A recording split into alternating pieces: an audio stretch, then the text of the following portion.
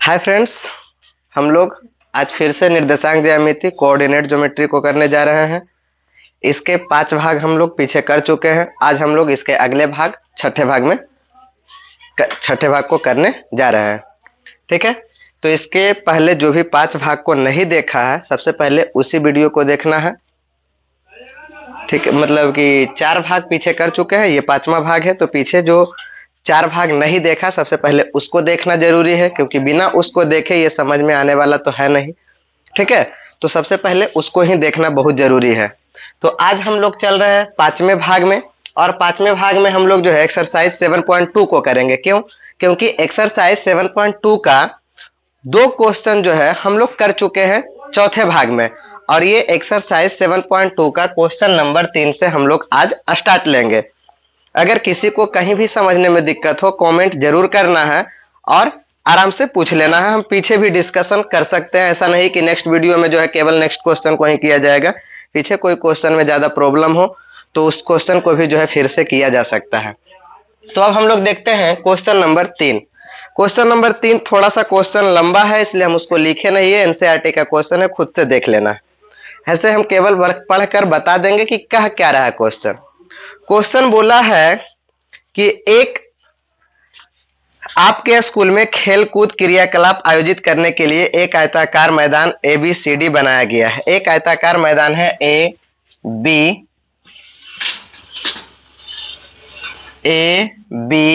C और D।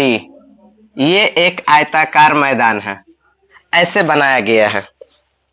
इसमें बोला गया है कि चूने के परस्पर 1 मीटर की दूरी पर पंक्ति बनाई गई है। चूने के परस्पर 1 मीटर की दूरी पर क्या बनाई गई है? पंक्ति बनाई गई है, इस तरह से 1-1 मीटर की दूरी पर। इसमें यह भी बताया गया कि AD के अनुदिश परस्पर 1 मीटर की दूरी पर 100 गमले रखे गए हैं। मतलब AD के अनुदिश क्या किया गया है कि यहां से 1 मीटर की दूरी पर, फिर यहां से 1 मीटर की दूरी पर, फिर यहां से 1 मीटर की दूरी पर, इस तरह से 1-1 मीटर की दूरी पर जो है क्या रखा गया है? गमला को रख दिया गया है। तो इधर भी 1-1 मीटर की दूरी पर जो भी स्थित है और इधर भी 1 मीटर की दूरी पर जो है गमला को रख दिया गया है। तो इसमें कहता है, आगे क्वेश्चन क्या कह रहा है कि जैसा कि आकृति में दिखाया गया, कहता निहारिका दूसरी पंक्ति में AD के 1/4 भाग के बराबर दूरी दौड़ती है। अब यहीं पर सवाल खड़ा होता है। यहां जो लड़की है इसका नाम है निहारिका। इसका नाम क्या है? निहारिका। और निहारिका जब यहां से दौड़ना शुरू करती है तो वह दूसरी पंक्ति में है, और इसको हम लोग पहले ही बता चुके हैं कि ये हम लोगों का X अक्ष है और ये हम लोगों का क्या है? Y अक्ष है। तो ये कह रहा है क्या चीज कि ये दूसरी पंक्ति में है, यानी अगर निहारिका का अगर हम लोग निर्देशांक के बात करें तो निहारिका का निर्देशांक क्या हो जाएगा? गौर से सोचना। X में कितना बोल रहा है? खुद बोला है निहारिका का निर्देशांक X में, तो बोला है कि दूसरी पंक्ति में दौड़ रहा है, मतलब दूसरी पंक्ति में है। और कहता है कि Y में इस तरह से जो AD के अनुदिश दूरी तय करता है, वह कितना दूरी तय करता है? तो यहां से लेकर यहां तक जो है टोटल कितना गमला रखा गया है? 100 गमला, यानी 100 मीटर की दूरी है। तो इधर हम लोग देखते हैं कि X में तो हम लोगों के दूसरी पंक्ति में है, तो हो जाएगा X का निर्देशांक 2। लेकिन ये Y एक्सिस में कितना हो जाएगा? तो ये 100 है। लेकिन बोला है क्वेश्चन क्या चीज कि जो निहारिका दूसरी पंक्ति में AD के 1/4 भाग पर, AD का 1/4 भाग तक वह दौड़ती है। तो अब हमको पूरा निर्देशांक निकलेगा। क्यों? क्योंकि X वाला तो हमको पता चल गया है। तो AD का वैल्यू टोटल कितना है? 100 है, और का 1/4 मतलब हो जाएगा 25, यानी कि 2,25। ये 2,25 किसका निर्देशांक है? इस निहारिका का। निहारिका का निर्देशांक हो गया 2,25। ठीक है, अब यहां पर एक और है स्टूडेंट जिसका नाम है प्रीत। तो प्रीत का निर्देशांक हम लोग पहले जानकारी ज्ञात करेंगे कि प्रीत का निर्देशांक क्या है।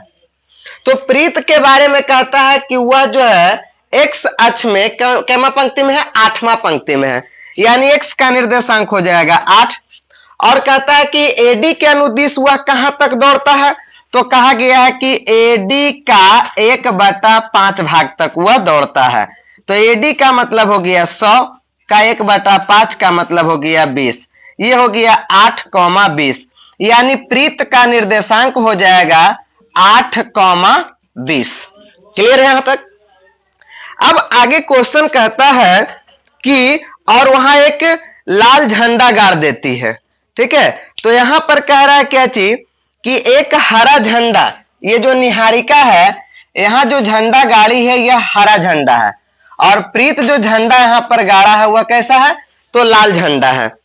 अब इसमें क्या कहा है कि दोनों झंडों के बीच की दूरी ज्ञात कीजिए। एकदम सिंपल क्वेश्चन है।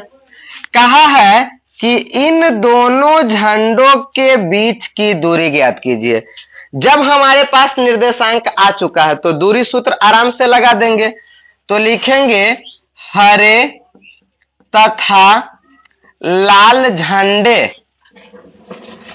के बीच की दूरी बराबर क्या हो जाएगा, पहले हम हरा लिखे हैं तो इसलिए इसको x1/1 मान लेंगे, और बाद में लाल लिखे तो इसको x2 और y2 मान लेंगे। तो हो जाएगा x2 माइनस x1 का square plus y2 minus y1 का स्क्वायर। x2 का वैल्यू है 8 माइनस है 2 का स्क्वायर, और इसका वैल्यू है 20 माइनस है 25 का स्क्वायर। ये आ जाएगा 6 का स्क्वायर, ये आ जाएगा 5 का स्क्वायर, ये हो जाएगा 36, ये हो जाएगा 25, और ये हो जाएगा 6 5 11 3 3 6 √61। यानी कि दोनों झंडों के बीच की दूरी कितना है, √61। अब इसमें एक और क्वेश्चन इसने बोला, कह रहा है कि यदि रश्मि को एक नीला झंडा इन दोनों झंडों को मिलाने वाले रेखाखंड पर ठीक आधी दूरी पर गाड़ना हो तो उसे अपना झंडा कहां गाड़ना होगा। बहुत लाजवाब क्वेश्चन है। यहां से सेकंड क्वेश्चन हो जाता है कि रश्मि एक नीला झंडा इन दोनों को जो मिलाने वाली रेखाखंड है इसके बीचों बीच में जो है कहां आएगा, ये तो निकालने के बाद हम लोग मानेंगे। यहां एक जो है नीला झंडा गाड़ा जाता है, किसके द्वारा, रश्मि के द्वारा, रश्मि के द्वारा। अब कहा गया कि ठीक है, जब ये दोनों रेखाखंड, ये जो रेखाखंड है इसको मिलाने वाली, ये दोनों बिंदु को मिलाने वाली जो रेखाखंड है उसके बीचों बीच में अगर एक नीला झंडा को गाड़ दिया जाए रश्मि द्वारा तो उस नीले झंडे का निर्देशांक क्या होगा। हम पीछे फॉर्मूला बता चुके हैं कि मध्य बिंदु का निर्देशांक क्या होता है। ठीक है, क्योंकि ये एक मध्य बिंदु है इन दोनों का, तो हम सीधे कहेंगे कि मध्य बिंदु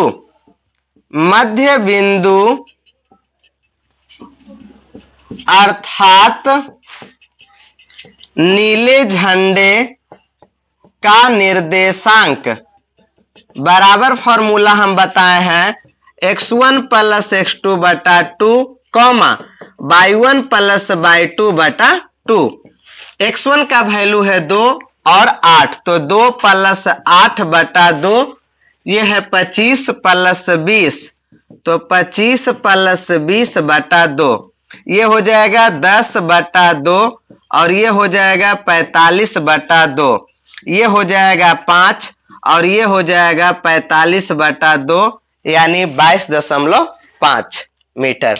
तो हम लोग यहाँ जो लगाए हैं पांचवा में ये कोई गड़बड़ नहीं, ऐसे भी देखना है 1 2 3 1 2 3, तो ये बीच में ही आएगा। ऐसे भी बता दिया है कि जो झंडा गाड़ा गया वो किस लाइन में है, तो एक्स अक्ष के तरफ में देखेंगे तो ये पांचवा पंक्ति में गाड़ा गया है। और अगर हम एडी के अनुदिश देखेंगे तो ये जो है 45 बटा 2 मीटर, यानी कि बैदुनी 44 22.5 मीटर की दूरी पर यह झंडा क्या किया गया है, गाड़ा गया है। तो यही क्वेश्चन था, इसमें 2 क्वेश्चन था। सबसे पहले इन हरा और लाल झंडा के बीच की दूरी ज्ञात करना था, जो कि हम आराम से कर लिए। लेकिन सबसे बड़ा फैक्ट ये रहा कि निहारिका का निर्देशांक कैसे निकाला जाएगा, प्रीत का निर्देशांक कैसे निकाला जाएगा। क्वेश्चन खुद बता चुका था कि ये एक्स के दूसरी पंक्ति में है, हम मान चुके हैं। एडी के 1/4 भाग में यह निहारिका है, तो एडी के 1/4 को जब हम निकाले तो पता चला कि ये 25 मीटर की दूरी पर है। ठीक उसी तरह से प्रीत का निकाल लिए। जब इन दोनों का निकल गया तो हम लोग इन दोनों के बीच की दूरी को निकाल लिए। दूसरा क्वेश्चन उसी में ऐड किया कि इन दोनों झंडों को मिलाने वाली जो रेखाखंड है उस रेखाखंड के बीचों बीच में अगर रश्मि नीला झंडा गाड़ देती है तो उस झंडे का निर्देशांक क्या होगा? तो ये तो मध्य बिंदु हो गया, और मध्य बिंदु के फॉर्मूला हम बताए हैं कि x1 प्लस x2 बटा 2 और y1 प्लस y2 बटा 2। उम्मीद है कोई दिक्कत नहीं हुआ होगा, अगर दिक्कत होगा तो कमेंट जरूर करना है। ठीक है, तो चलते हैं हम लोग नेक्स्ट क्वेश्चन पर। तो देखते हैं हम लोग चौथा क्वेश्चन, और चौथा क्वेश्चन है कि बिंदु -3, 10 और 6, -8 को जोड़ने वाली रेखाखंड। तो सबसे पहले इन दोनों बिंदुओं को हम लोग जोड़ के एक रेखाखंड देख लेते हैं। -3, 10 और 6, -8 को जोड़ने वाले रेखाखंड को बिंदु -1, 6, एक बिंदु दिया गया है -1, 6 किस अनुपात में विभाजित करता है, ये बोला गया है। किस अनुपात का मतलब ये हो गया कि ये अनुपात M1 है, ये अनुपात M2 है, यानी हमको M1 और M2 का अनुपात ज्ञात करना है, जैसा कि हम लोग एग्जाम्पल वाले क्वेश्चन में कर चुके हैं। हम बता चुके हैं कि इसको मान लेना है x1, ये है y1, ये है x2 और ये है y2, और यहां से हम लोग केवल इस बिंदु को मान लेते हैं A, ये मान लेते हैं B और इस बिंदु को मान लेते हैं C। हम इसमें दोनों का निर्देशांक नहीं चलेंगे, पहले भी बता चुके हैं, केवल एक का चलेंगे। तो कहेंगे कि C में x का निर्देशांक पर चलते हैं, केवल y के भी निर्देशांक से चलेंगे तो भी हमको M1 अनुपात M2 आएगा, और x के निर्देशांक से चलेंगे तो भी हमको M1 और M2 का अनुपात आ जाएगा। तो x का निर्देशांक क्या बताए थे? x1 M2 और x2 M1 बटा M1 प्लस M2। तो C में x का निर्देशांक कितना है? -1 है, बराबर x1 कितना है? -3 है, तो -3 M2 प्लस x2 है 6, तो 6 M1 बटा हो गया M1 plus M2। Cross multiplication होगा तो हो जाएगा -M1, ये हो जाएगा -M2, -3 M2 और 6 M1। अगर M1 को इधर लेकर आते हैं तो ये हो जाता है माइनस में, यानी -M1 पहले से भी है और -6 M1 भी हो जाएगा। इसको अगर इधर लेकर जाते हैं तो हो जाएगा -3 M2 और प्लस हो जाएगा M2। अगर ये घटाते हैं तो ये जुट जाएगा 7 M1 और ये घटकर आएगा -2 M2, ये कट जाएगा, यानी कि यहां है 7 M1 और यहां है 2 M2। हम इसमें इस तरह का हिसाब बताए हैं एग्जाम्पल में। M1 M2 को ले आते हैं यहां बटा में, तो यहां बचेगा 2, 7 को ले जाते हैं यहां बटा में, हो जाएगा M1 अनुपात M2 बराबर 2 अनुपात 7। यही हमारा आंसर है। तो ये है क्वेश्चन नंबर 4। अगर कहीं दिक्कत है तो मैसेज जरूर करना है, कमेंट जरूर करना है, ठीक है, देख लेना इसको। तो अब हम लोग चलते हैं अगला क्वेश्चन, और अगला क्वेश्चन है 5 नंबर। और जो 5 नंबर क्वेश्चन है उसमें खास बात यह है कि इसी तरह का क्वेश्चन हम एग्जाम्पल नंबर 9 में भी बताएं। अंतर केवल इतना था कि ये जो कह रहा है कि x अक्ष से विभाजित होता है, उसमें क्वेश्चन कहा गया था कि y अक्ष से विभाजित होता है, बस यही अंतर था, बाकी क्वेश्चन सेम था। तो इसमें कह रहा है कि वह अनुपात ज्ञात कीजिए जिसमें बिंदु A और B को मिलाने वाला रेखाखंड x अक्ष से विभाजित होता है। तो हमको सबसे पहले जो दो बिंदु दिया गया है A और B, जिसका निर्देशांक है 1, -5 और -4, 5, ये जो विभाजित होता है वह किससे विभाजित होता है? x अक्ष से विभाजित होता है, और x अक्ष पर जो y निर्देशांक का मान होता है वह होता है 0, यानी यह विभाजित होता है x, 0 पर। लेकिन अगर एग्जाम्पल नंबर 9 में बात करें तो उसमें y था, इसलिए वहां लिखे थे 0, y। तो हम लोग इसी से चलेंगे, क्योंकि यही हमको जो है कहा विभाजित करता इस विभाजन बिंदु का निर्देशांक भी ज्ञात कीजिए और सबसे पहले तो ज्ञात करने के लिए कहा वह अनुपात। अनुपात का मतलब m1 अनुपात m2 जो है वह क्या होगा, m1 अनुपात m2 हमको क्या बोला है, ज्ञात करने के लिए बोला। सबसे पहला क्वेश्चन तो यहीं पर है। और उसके बाद दूसरा क्वेश्चन है कि ये जो बिंदु है C, हम इसको मान लेते हैं, इस बिंदु का निर्देशांक तो हमसे बाद में पूछा गया है, हम इस पर बाद में चर्चा कर लेते हैं। पहले मेरा काम है कि m1 और m2 के अनुपात को निकाल लें। फॉर्मूला तो हम पहले ही बता चुके हैं कि एक ही लगेगा विभाजन सूत्र का। अब तुम उसको यूज करने के लिए समझ रहा है या नहीं समझ रहा है, ये सबसे बड़ा मैटर करता है कि उस फॉर्मूला को यूज कैसे करना। फॉर्मूला से भी लिखा जाएगा। अब C में हम x का निर्देशांक चलेंगे तो समझो गलती कर देंगे, क्योंकि C में x के निर्देशांक का कोई वैल्यू है ही नहीं, x ही है। इसलिए हम C में x के निर्देशांक नहीं बल्कि y के निर्देशांक पर चलेंगे। तो लिखेंगे C में बिंदु C में y का निर्देशांक, इस पे हम लोग चलेंगे। ये हमको देगा m1 और m2 का अनुपात। तो क्या हो जाएगा y का निर्देशांक, y1 m2 और y2 m1 और बटा m1 प्लस m2। तो y में C में y का निर्देशांक कितना दिया गया है, 0 दिया गया है। y1 तो यहां पर x1 बराबर है 1 और y1 बराबर है -5, x2 बराबर है -4 और y2 बराबर है 5।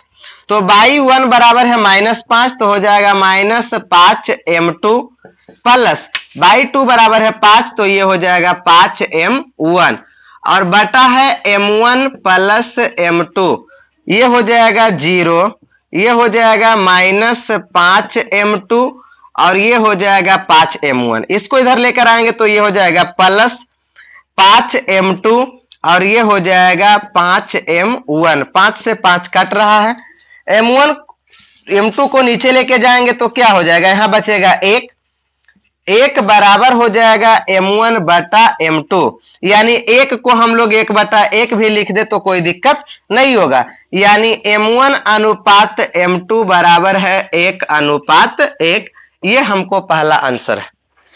अब दूसरा कितना इंपॉर्टेंट क्वेश्चन है ये देख लेना। कहता है कि इस विभाजन बिंदु का निर्देशांक भी ज्ञात कीजिए। क्योंकि यहां पर x का वैल्यू दिया गया नहीं है, हमको उसी x का वैल्यू निकालना है। और x का वैल्यू कैसे निकलेगा, हम लोग जब m1 और m2 के मान को निकाल चुके हैं तो लिखेंगे कि बिंदु C में x का निर्देशांक, बिंदु C में x का निर्देशांक क्या हो जाएगा, x का निर्देशांक हो जाएगा x1 m2 x2 m1 बटा m1 प्लस m2। ये हो जाएगा x1 का वैल्यू 1 और m1 m2 दोनों का वैल्यू 1, तो 1 गुना 1 हो जाएगा 1 प्लस x2 का वैल्यू है -4, तो -4 गुना 1 तो -4 ही हो जाएगा। और ये हो जाएगा 1 प्लस 1, ये हो जाएगा 1 -4 बटा 2 यानी -3 बटा 2। तो ये किसका निर्देशांक है, x का। तो बताओ इस बिंदु का निर्देशांक क्या हो गया। अतः C बिंदु का निर्देशांक हो गया कितना, -3 बटा 2 कॉमा 0। यही दूसरा आंसर है। यही क्या है, दूसरा आंसर। तो पहला आंसर हमसे अनुपात पूछा था और दूसरा आंसर पूछा था कि उस बिंदु का निर्देशांक, इस विभाजन बिंदु जो है, इस विभाजन बिंदु का निर्देशांक क्या होगा। तो उसका निर्देशांक होगा -3 बटा 2 0। तो ये है क्वेश्चन नंबर 5। स्क्रीनशॉट ले लेना है इसका। तो आगे हम लोग देखते हैं अगला क्वेश्चन। अगला क्वेश्चन है क्वेश्चन नंबर 6। और जानकारी के लिए बता दें कि ये जो क्वेश्चन हम बता रहे हैं ये क्वेश्चन एग्जाम्पल नंबर 10 में भी हम लोग बता चुके हैं। थोड़ा सा अंतर था, यहाँ पे हमको दो वैल्यू पूछा गया है कि x भी निकालिए और y भी निकालिए, लेकिन वहां पर केवल एक वैल्यू पूछा गया था और वह था शायद p का मान निकालने के लिए हमको। तो हम लोग p का मान निकाले थे, लेकिन कैसे निकाले थे ये सबसे बड़ा जरूरी चीज है, सबसे ज्यादा जरूरी वही है। ये है समानांतर चतुर्भुज। तो हम बताए थे कि जो समानांतर चतुर्भुज के विकर्ण होते हैं वह एक दूसरे को क्या करते हैं, समद्विभाजित भाजित करते हैं बराबर भागों में। यानी कि मान लेते हैं कि यह बिंदु है O, तो A और C का भी मध्य बिंदु O ही होगा और B और D का भी मध्य बिंदु O ही होगा। अब एक ही बिंदु का निर्देशांक कभी अलग अलग तो हो नहीं सकता है, एक बिंदु ले ले और कोई कह रहा है कि इसका निर्देशांक 2,3 है, कोई कह रहा है 4,5 है, क्या कभी भी यह सत्य हो सकता है? कभी भी सत्य नहीं हो सकता है। या तो इस बिंदु का निर्देशांक 2,3 होगा या तो इस बिंदु का निर्देशांक 4,5 होगा। एक ही बिंदु का निर्देशांक कहीं से भी देखा जाए, किसी तरफ से भी देखा जाए, उसका निर्देशांक अलग अलग नहीं हो सकता है। एक बिंदु का निर्देशांक एक ही होता है, बराबर होता है हमेशा। तो ये AC का भी मध्य बिंदु है O और BD का भी मध्य बिंदु है O, और ये दोनों का निर्देशांक सेम होगा, तो हम इसी का फायदा उठाएंगे और x और y का मान निकाल देंगे। लिखेंगे कि चूंकि AC तथा BD का मध्य बिंदु O है, अतः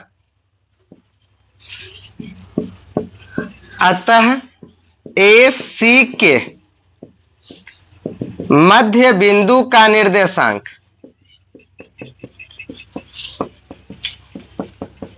बराबर होगा किसके? BD के मध्य बिंदु के निर्देशांक, BD के मध्य बिंदु के निर्देशांक के। ये याद रखना। अब मध्य बिंदु के निर्देशांक के लिए फॉर्मूला हम बता चुके हैं। मध्य बिंदु के निर्देशांक का मतलब होता है कि x के औसत, x बिंदुओं का औसत और y बिंदुओं के औसत, यानी x1 प्लस x2 बटा 2 और y1 प्लस y2 बटा 2। यहां भी हो जाएगा x1 प्लस x2 बटा 2 और हो जाएगा कॉमा y1 प्लस y2 बटा 2। x1 इसके लिए अगर हम AC के लिए चले तो ये हो जाएगा x1, ये हो जाएगा x2, यानी 1 प्लस x बटा 2 कॉमा 2 प्लस 6 बटा 2 बराबर। इसके लिए चलते हैं तो ये हो जाएगा x1 बाई 1 x2 बाई 2, यानी 4 प्लस 3 बटा 2 और कॉमा हो जाएगा यानी y प्लस 5 बटा 2।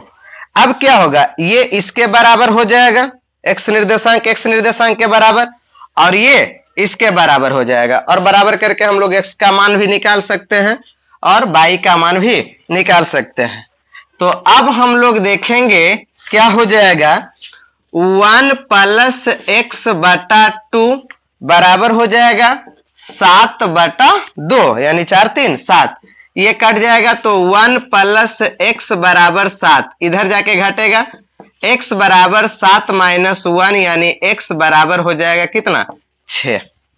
उसी तरह से इसको बराबर करेंगे, ये हो जाएगा 6 8 बटा 2, ये हो जाएगा 8 बटा 2 बराबर हो जाएगा कितना, तो y प्लस 5 बटा 2, y प्लस 5 बटा 2, ये कटेगा तो हो जाएगा 8 बराबर y प्लस 5। इसको लाके इधर घटा देंगे तो हो जाएगा y बराबर 3। तो हमसे यही दोनों चीज पूछा गया था। बहुत आसान क्वेश्चन है, बस समझना किस लाइन को है, तो इस लाइन को समझना। ये लाइन नहीं समझ में आएगा तो फिर आसान नहीं रहेगा।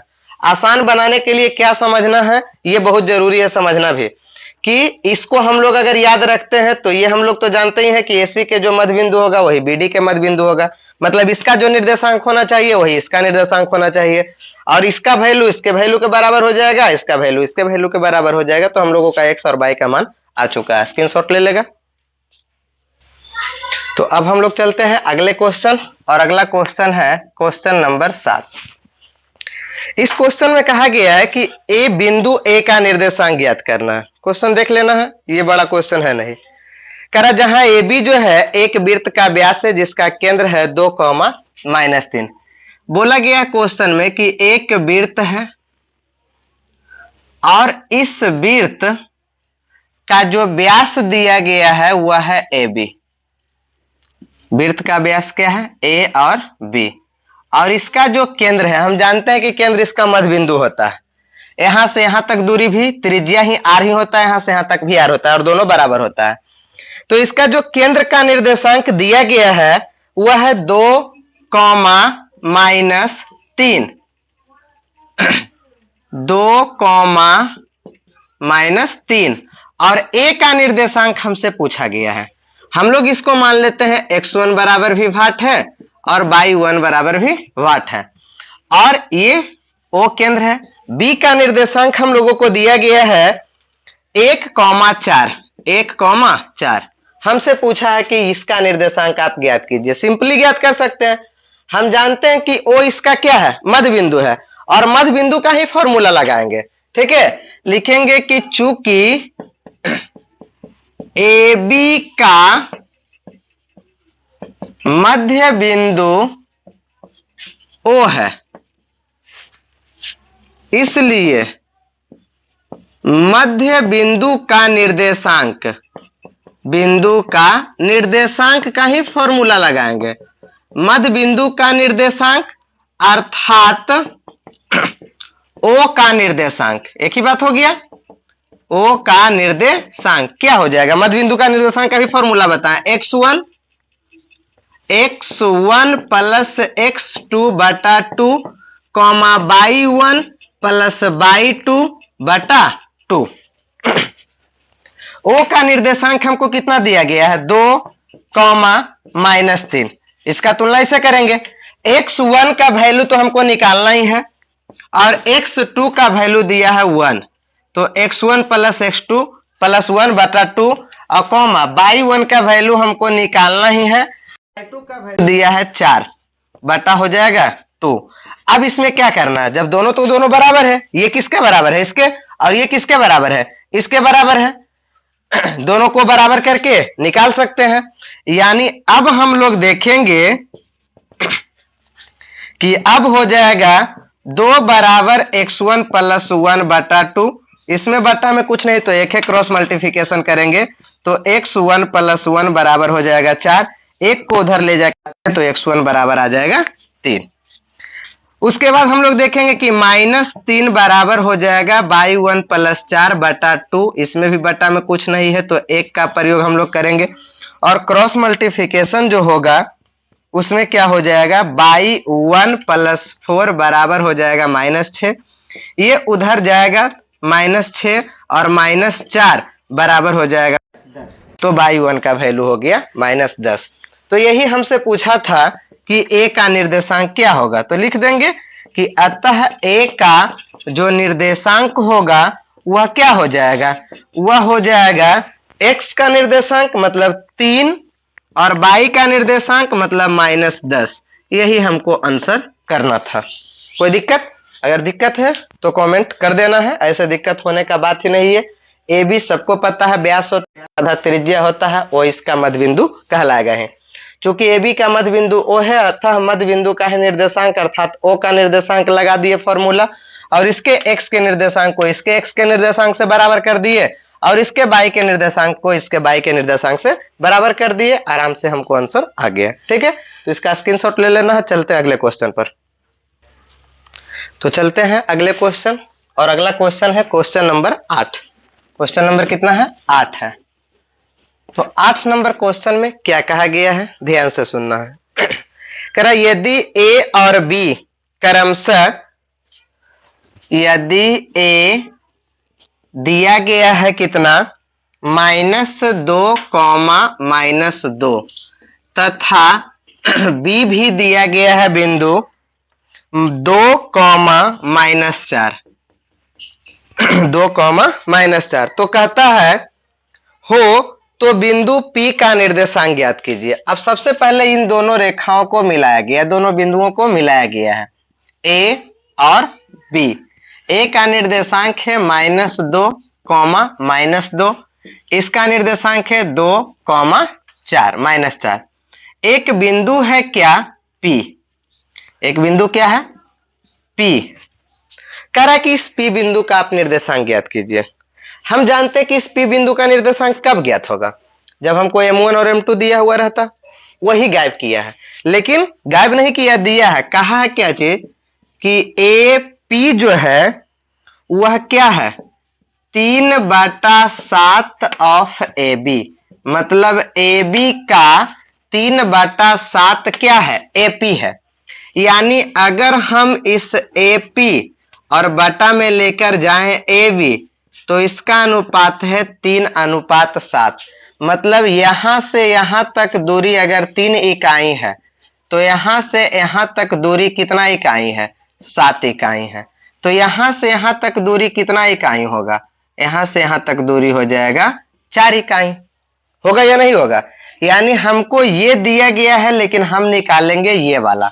इससे निकल गया ये, यानी हमको जो है यानी अब हमें M1 बराबर कितना है? 3 है, और M2 बराबर कितना है? 4 है। अब तो आसानी से हम लोग निकाल सकते हैं P बिंदु का निर्देशांक, कोई दिक्कत नहीं है। तो P बिंदु का निर्देशांक हो जाएगा x1 M2 और x2 M1 बटा M1 plus M2, comma y1 M2 और y2 M1 और M1 प्लस M2।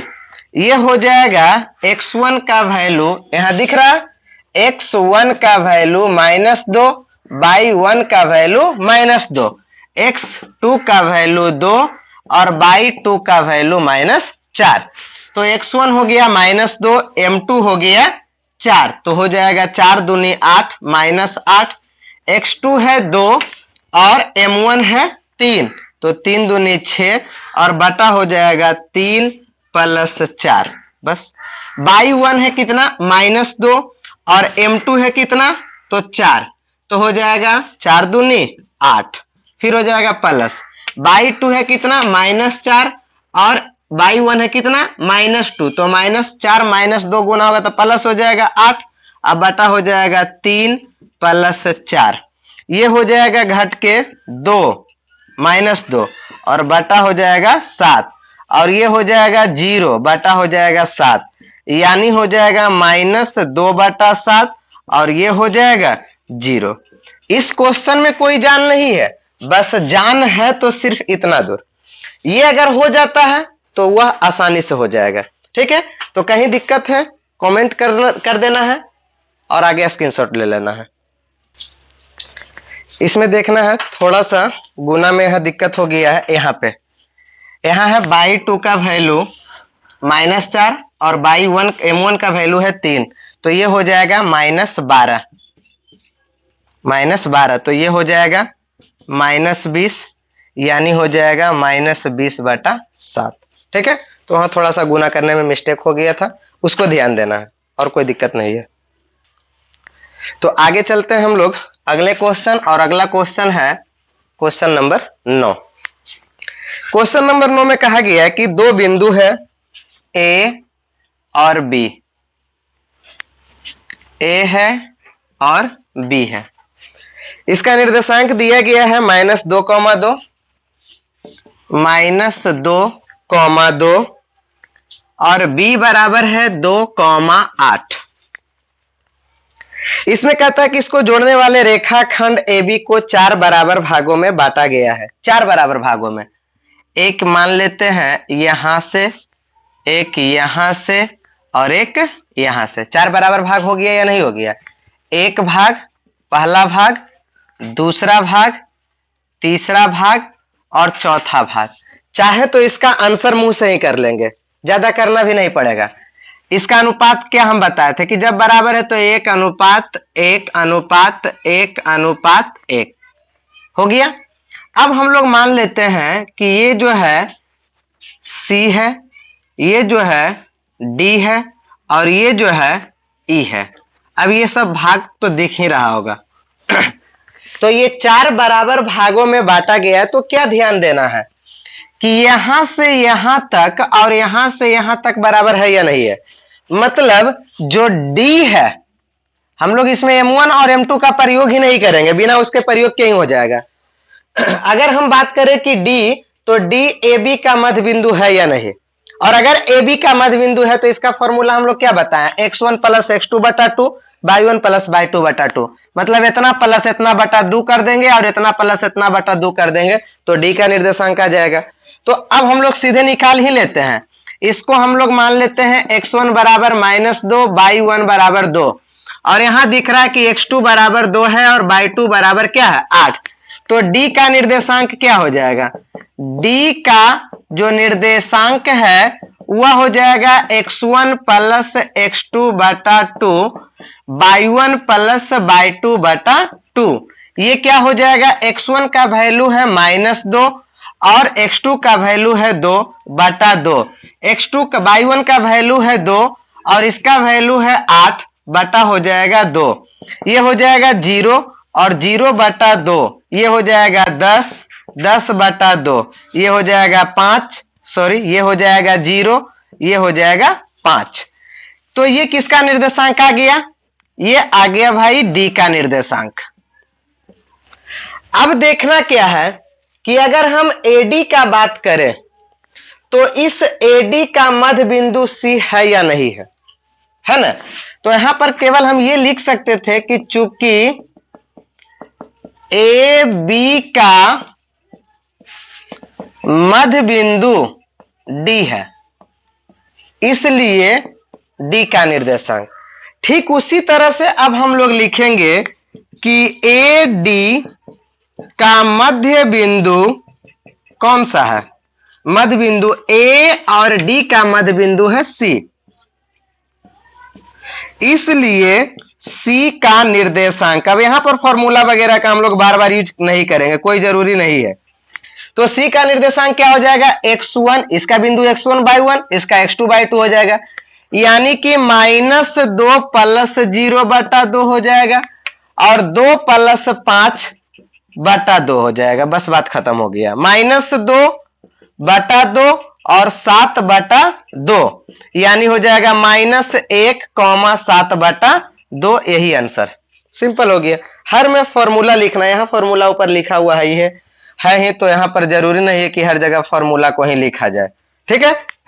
उसी तरह से अगर हम ई के बारे में देखें तो डी और बी, डी बी का मध्य बिंदु है या नहीं है, मध्य बिंदु कौन सा है, तो डी और बी का मध्य बिंदु है ई, ठीक है।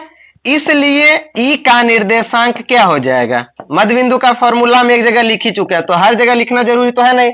इसको x1 by 1 इस तरह से मान लेंगे तो 0 प्लस 2, 0 प्लस 2 बटा 2 और 5 प्लस 8 बटा 2, ये हो जाएगा 2 बटा 2 और ये हो जाएगा 8, 5, 13 बटा 2, ये काट के हो जाएगा 1, ये हो जाएगा 13 बटा 2, ये हो गया आंसर।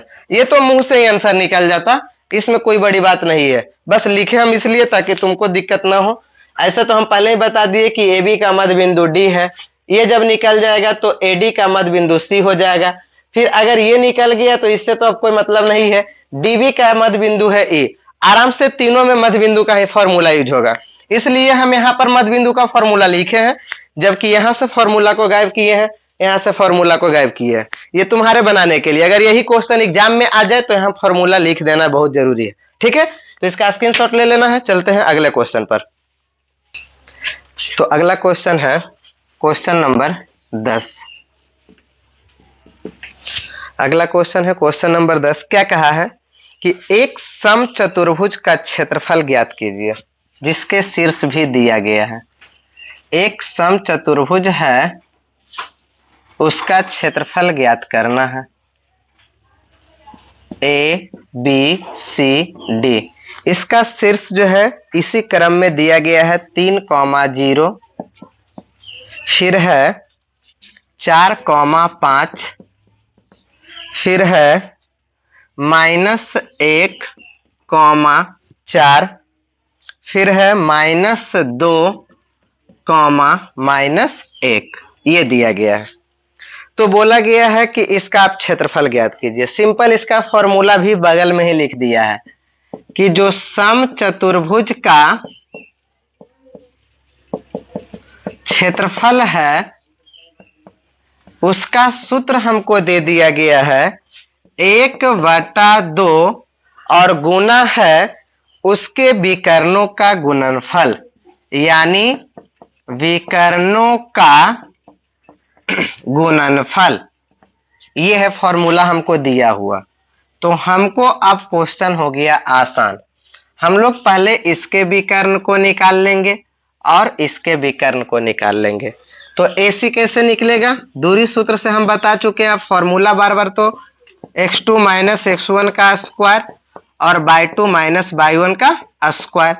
यहाँ जब हम लोग AC से चले हैं तो A और C ये हो जाएगा x2 मतलब -1 और -3 का स्क्वायर प्लस 4 माइनस 0 का स्क्वायर, तो ये हो जाएगा -4 का स्क्वायर भी 16 और 4 का स्क्वायर भी 16, 16 दूनी 32 यानी 4√2। दूसरा इसमें हम क्या निकालेंगे? B और D निकाल लेंगे। BD भी वही हो जाएगा x2 माइनस x1 का स्क्वायर और y2 माइनस y1 का स्क्वायर। तो B और D से चल रहा है तो ये हो जाएगा x2 by 2, ये हो जाएगा x1 by 1, मतलब 2 में से घटेगा 4, मतलब -2 में से घटेगा 4 तो -2 माइनस 4 का स्क्वायर प्लस यहाँ -1 में घटेगा 5 तो -1 माइनस 5, ये भी हो गया 6 छक 36 और ये भी हो गया 6 छक 36, ये हो गया 72 यानी 6√2। अब हम आसानी से समचतुर्भुज का क्षेत्रफल निकाल लेंगे क्योंकि विकर्ण हमको आ चुका है, इसलिए लिखेंगे समचतुर्भुज का क्षेत्रफल। समचतुर्भुज का क्षेत्रफल बराबर 1/2 गुना D1 पहला विकर्ण और दूसरा विकर्ण, डायगोनल होता है विकर्ण को इंग्लिश में कहा जाता है diagonal first into diagonal second. तो ये हो जाएगा 1/2 गुना हो जाएगा 4√2 और गुना हो जाएगा 6√2, ये हो जाएगा 2 दूनी 4, ये हो जाएगा 6 दूनी 12 और √2 गुना √2 हो जाएगा 2, ये हो जाएगा 24 वर्ग इकाई,